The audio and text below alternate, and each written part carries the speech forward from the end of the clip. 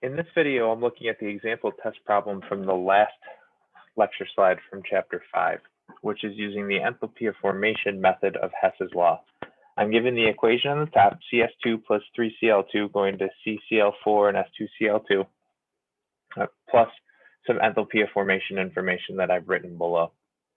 I also provided here at the bottom the equation for the enthalpy of formation method of Hess's law, which looks daunting. But as I hope you'll see from this video, it's not too bad. Okay? What do we need to do here?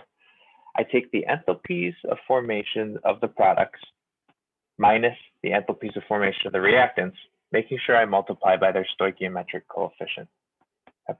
So let's jump into that. Okay? Right below the equation, my first product, CCl4. Right? What's the coefficient? Making sure my reaction is balanced.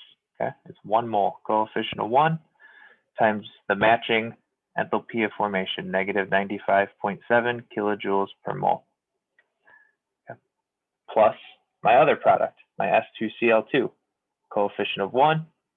What's the enthalpy of formation? Negative 19.50. Okay, so 1 mole times negative 19.50 kilojoules per mole. I'm going to go ahead and put that in brackets and label it. That's everything for my products. The two products multiplied by their stoichiometric coefficient. Now it's products minus reactants. So I'll start another one here for my reactants. Okay. Looking at CS2, coefficient of 1, okay, so 1 mole times the matching enthalpy of formation, positive 116.9 kilojoules per mole, plus my other reactant, which is Cl2 here. Okay. But I don't have an enthalpy of formation for Cl2. Okay. So what do? Well, I remember the fact that the enthalpy of formation for anything in its most standard state, any element in its most standard state, is 0. Okay. So the enthalpy of formation for chlorine, right, coefficient of 3, so 3 moles, but it's multiplied by 0 kilojoules per mole, which is nice because 3 times 0 is 0. It just makes that thing disappear.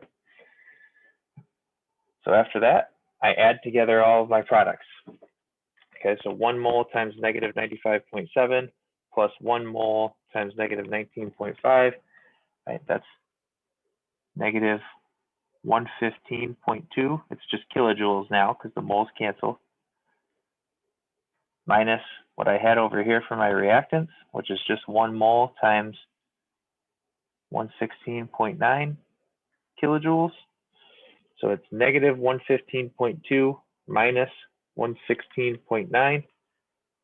Final answer for this problem, negative 232.1 kilojoules, an exothermic reaction because delta H is negative. Okay. That's how you use the second application of Hess's law.